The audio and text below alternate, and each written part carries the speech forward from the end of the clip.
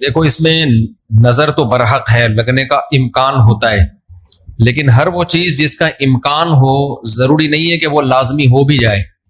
امکانات کی دنیا تو بہت بڑی ہے نا، اس میں افراط اور تفریط ہے۔ کچھ لوگ تو ایسے ہیں جو نظر کے وجود ہی کو نہیں مانتے، وہ کہتے ہیں نظر سرے سے لگتی ہی نہیں ہے، اور کچھ لوگ کہتے ہیں ایسے ہیں کہ اس میں بہت مبالغہ کرتے ہیں، ان کو ہر وقت لگ رہی ہوتی ہے ان کے رائے کے مطابق کہ اس کو لگ گئی، اس کو لگ گئی، اس کو لگ گئی، یہی چلتا رہتا ہے پروگرام۔ تو نہ اس میں وہمی بننے کی ضرورت ہے اور نہ نظر کا انکار کرنا جائز ہے ہمارے لیے۔ جو لوگ نظر کا انکار کرتے ہیں نا، وہ ہیں سیکولر لوگ، لبرل لوگ جو شریعت کو نہیں مانتے۔ وہ کہتے ہیں اس کی کیا دلیل ہے؟ بھائی ہمارے پاس دلائل، مشاہدہ بھی دلیل ہوتی ہے، لیکن وحی خود دلیل ہے ہماری نظر میں۔ وحی جب نبی صلی اللہ علیہ وسلم نے بتا دیا کہ العین حق، نظر برحق ہے، تو ہمارے لیے یہ بھی ایک دلیل ہے۔ اب کوئی رسول کو مانتا ہی نہ ہو، اللہ کو مانتا ہی نہ ہو، تو وہ نہ مانے، وہ اس کا ہیڈیک ہے۔ ہم کوئی سائنسدانوں کو مجبور تھوڑی کر رہے ہیں کہ آپ نظر کو مانو۔ سائنسدان جنت مانتے ہیں کہ جنت ہے؟ جواب دینا۔ سائنسدان مانتے ہیں موت کے بعد دوبارہ زندگی ہے؟ یہ سائنس کا ٹاپک ہی نہیں ہے بھائی، سائنس یہاں تک پہنچی نہیں ہے۔ تو نظر تو برحق ہے، کوئی بھی اچھی چیز ہو، کوئی بھی بہت ہو، تو اس میں چانس ہوتا ہے کہ نظر لگ جائے۔ نبی صلی اللہ علیہ وسلم نے فرمایا اگر کوئی چیز تقدیر پر غالب آ سکتی تو وہ نظر ہوتی، اور نظر اونٹ کو ہانڈی تک پہنچا دیتی ہے۔ اچھا والا اونٹ ہوتا ہے، نظر لگی گیا۔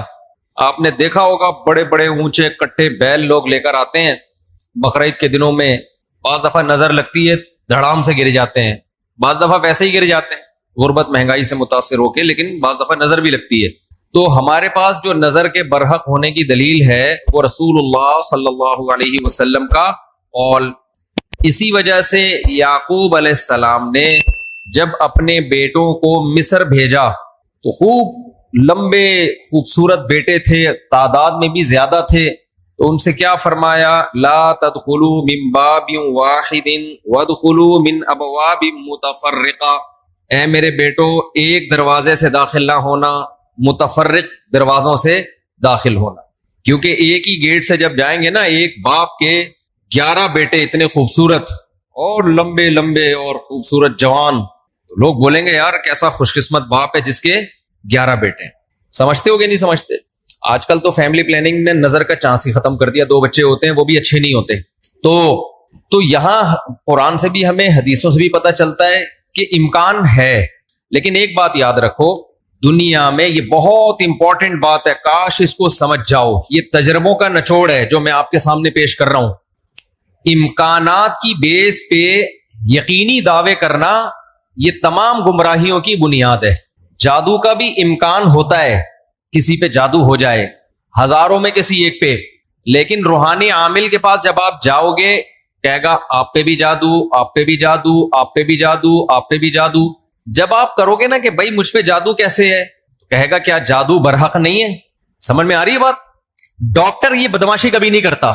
آپ ڈاکٹر کے پاس جاؤ، آپ کے گردے میں پین ہو رہا ہے، وہ چیک کرے گا کہ گیس کا پین ہے یا پتھری کا پین ہے، کیونکہ ڈاکٹر اس کا علم ہے باقاعدہ۔ وہ کبھی یہ نہیں کہے گا کہ پتھری ہے بس تکا مار دیا، بھائی ڈاکٹر صاحب پتھری کا پین کیوں ہے؟ تو وہ جواب میں کہ کیا گردوں میں پتھری ہوتی نہیں ہے کیا؟ آپ بولو گے ہوتی تو ہے، میرے ہے یا نہیں ہے، مجھے تو یہ تو بتاؤ۔ حالانکہ گردوں میں پتھری ہونے کا جتنا چانس ہے نا، جتنی پرسنٹیج 100 میں، جادو کی اس سے بھی کم ہے، ہزاروں میں کسی ایک پہ ہوتا ہے جادو۔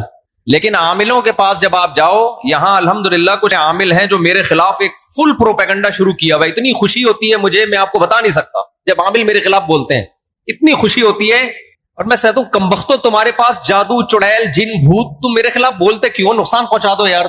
تو اس سے ان کا کمزور ہونا اور ثابت ہو جاتا ہے کہ یہ ان تلوں میں تیل نہیں ہے۔ خیر میں نظر کے موضوع کو مکمل کروں، کیونکہ روحانی عاملوں کی بات آتی ہے تو مجھے ان کے خلاف بولنے میں سا خون بڑھتا ہے، میرا ایک دم جوش میں آ جاتا ہوں، ایسا لگتا ہے کچھ نہیں بھی کھایا ہو پاور آ جاتی ہے باڈی میں۔ ان کے خلاف بولنے میں مزہ بہت آتا ہے، صرف مسجد کا تقدس ہے، باہر آؤ تو اس طرح نہیں بولوں گا، انگلش میں بھی گالیاں دوں گا، پنجابی میں بھی، اردو میں بھی۔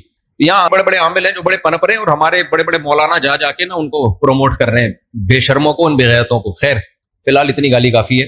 تو اچھا میں کیا کہہ رہا تھا یار، عاملوں کے ٹاپک آتا ہے تو اتنی خوشی ہوتی ہے۔ جی نظر کی بات کر رہا تھا میں۔ تو نظر میں جو ہے نا لگنے کا چانس ہوتا ہے، یہ ہے، لیکن چانس سے فائدہ اٹھا کے ہر ایک کو یہ کہنا کہ تم پہ جادو ہے، تم پہ نظر ہے، تم پہ یہ ہے، ڈاکٹر یہ کام نہیں کرتا.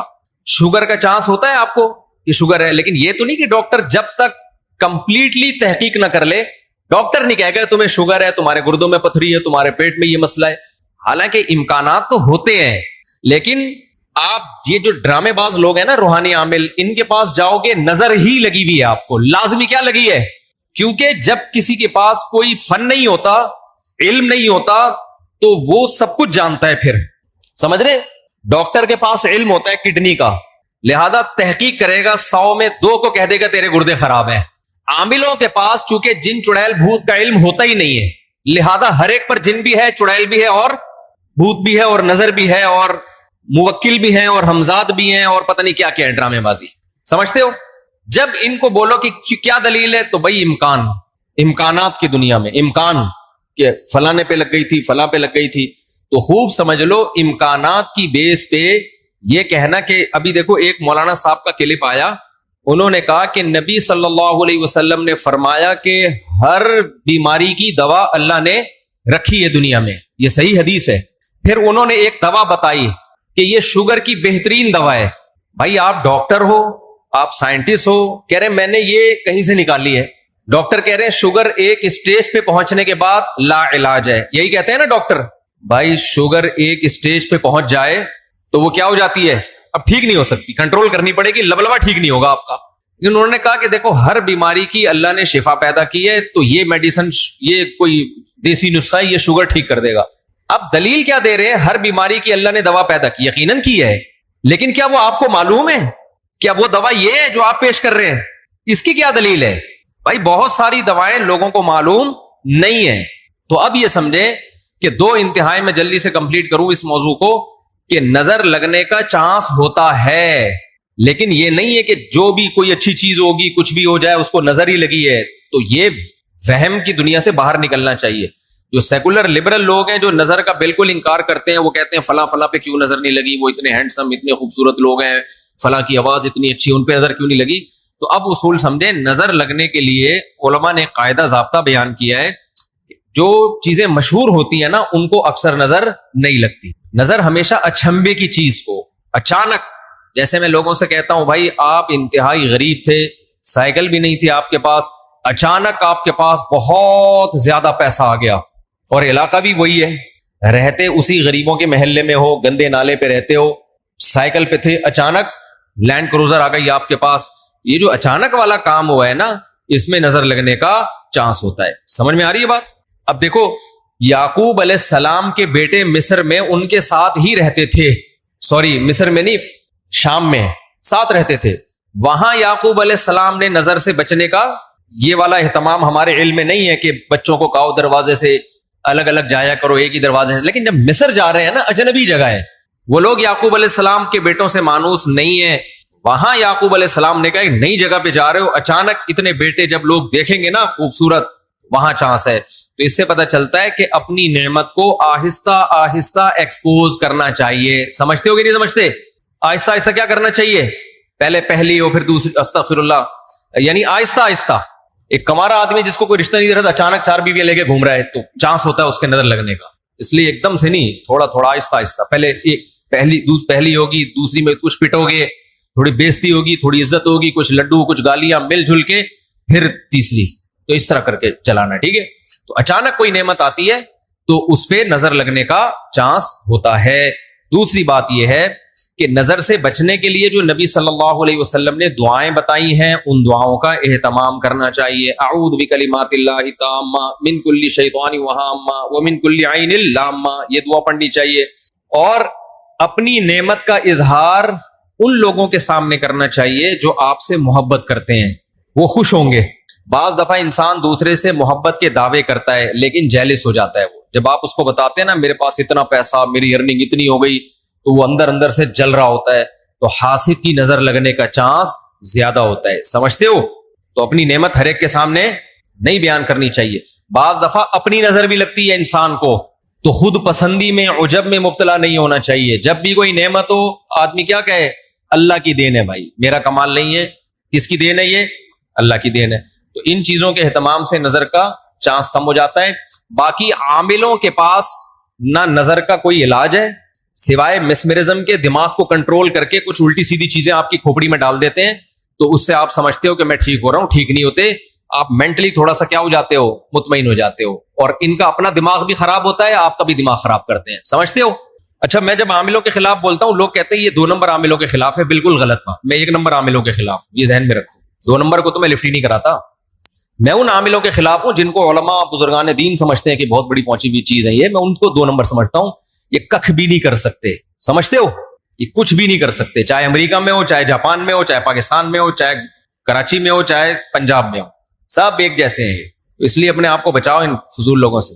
اچھا بھائی, حضرت محمد صلی اللہ علیہ وسلم پر جادو کے اثرات سے متعلق اہل سنت کا کیا عقیدہ ہے؟ نبی پر جادو ہوا تھا, بخاری مسلم سے ثابت ہے, لیکن ہوا کیوں تھا؟ آپ کہیں گے نا, ایک طرف تو آپ کہہ رہے ہیں جادو اتنی آسان نہیں ہے, ہزاروں میں کسی ایک پہ, تو پیغمبر پہ ہو گیا. دیکھو, کچھ چیزیں نبی صلی اللہ علیہ وسلم کے ساتھ ایسی ہوئی ہیں جن میں کوئی حکمت تھی.